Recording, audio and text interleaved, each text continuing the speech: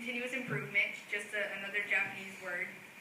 Value stream is something that I've read a lot in my economics class. I've seen a lot of value stream. It's something that every company does, from Google to iPod, iPhone, to any company you can imagine does a value stream. If they have any type of engineering department, they do a value stream. And what a value stream is, it's more commonly known as a value stream mapping. That's when you want to put a new product out. You have to do every step within that process, from person ordering it to you delivering it to their house. And that might sound, some people that might sound, oh, that's only a few steps, but that's every little step within the process. The largest value stream map I ever saw took up a wall that was about the size of that one behind you. And that's just because there are so many different little steps that go into the process, from moving it to where you're getting it from suppliers. So like I said, every company that ever puts out a new product does a value stream map before they even consider putting the product together. And that's because by doing a value stream map, you have a better idea of what's required. Visual display, basically visual control, visual display. Those are just making things more visual in order for the person to understand, for the operator to understand. Andon is, and Jidoko and Poka-yoke, those are all more Japanese terms. Andon is an electrical light panel which serves to alert the supervisor of problems, so basically, having a light panel. Jidoka, we already talked about with one of the columns, but that's quality. Poka-yoke, it's one of my favorite terms. It's error proofing, so it just stands for making sure there are no mistakes before you send it out to the customer. And Haijunka is leveled production, so making sure that everything's leveled in order to make sure things, like I said, about 5 minutes setting it up, you want to make sure everything is within the same amount of time before you hand it off to the next person, so that hopefully you can have a product that comes out at a reasonable time. Okay, so these are just some quick ones. I'm not going to go through them, but the PDCA is Plan, Do, Check, Act, so that's just checking what you want to do before you make it. The 5 whys, we all know, like asking why enough times to get to the root cause of the problem. Quick changeover, we spoke about already. Just in time, we spoke about a little with the push-pull. First time through it's another quality term, which making sure things get through correctly the first time. Overall equipment effectiveness was something I actually created this summer. It has nothing to do with the operator. It's just making sure that you use your equipment to its best effectiveness. A perfect company would use their equipment 100% of the time, but obviously you have to change it over, like we spoke about. You have to put it down for maintenance. You have to do some TPM, the total production maintenance to it. So it's usually, it should be about 70% of the time you should be using your machine. Dock to dock is just the time it takes to get from your dock to their dock, so it's shipping time. TPM, we spoke about already, the total productive maintenance.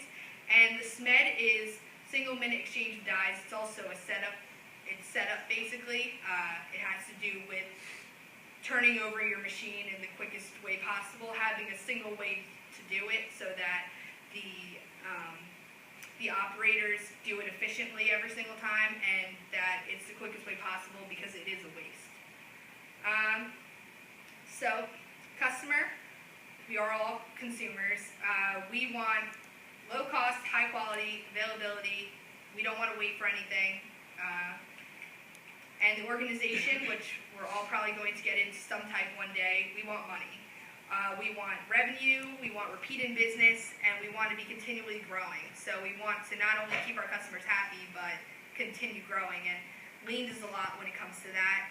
It's a great way to expand your business. And as you can see, how can we maintain our profits, still being competitive in the market? So the drop in sales causes people to have to reduce their prices, obviously. and the market decides the price. Because if someone else is putting it out for cheaper, then no one's going to buy your product. But as Lean shows us, we can keep up with the market by using Lean processes, by reducing waste, and also by using various Lean, cost-efficient practices. We can ensure that our business will continue to grow even when when prices go down for different things.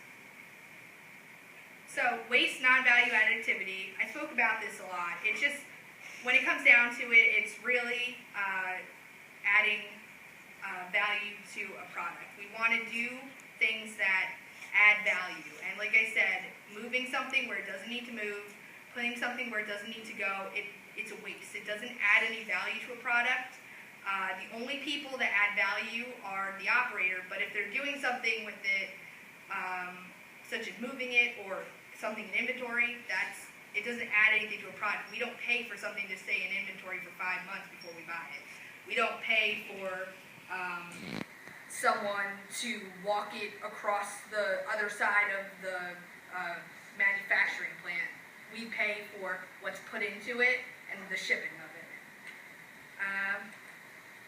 So this is just a value-added matrix. If it doesn't have any value added, we just eliminate it, and if it's good, we keep it. So it's just a way of getting rid of waste. So Lean is customer-focused. So anything that doesn't add value is a waste. Customers support suppliers who best meet their needs. So like I said, if you're not doing what the customer wants, you're going to lose their business, especially in an age where it's a global economy. They can get something from somewhere else for cheaper or more efficiently, they're going to do it. So the only way to keep up with the demand and to keep up with the prices are to eliminate waste. And this is just a continuous talk about what you're willing to pay for.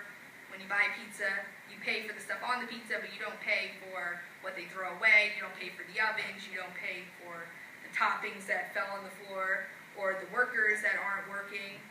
It's the same thing when it comes to Lean. So finally, we're just going to talk about the 7 wastes. As you can see, I spoke about them, but I didn't speak about all of them. There's overproduction, inventory, waiting, motion, transportation, rework, and overprocessing. So if the customer wants 10, you don't want to make 20 because they're not paying for those extra 10, and you're wasting time, materials, resources.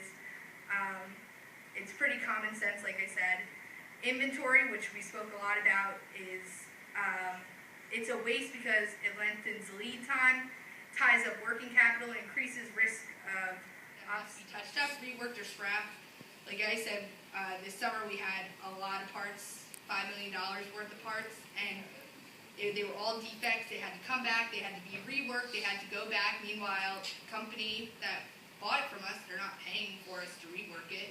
So we're hiring extra employees to come in and rework. So we're paying extra people. We have to send it all back out. We have to reship it. We have to put new parts into it. So there's a lot of money that goes into defects.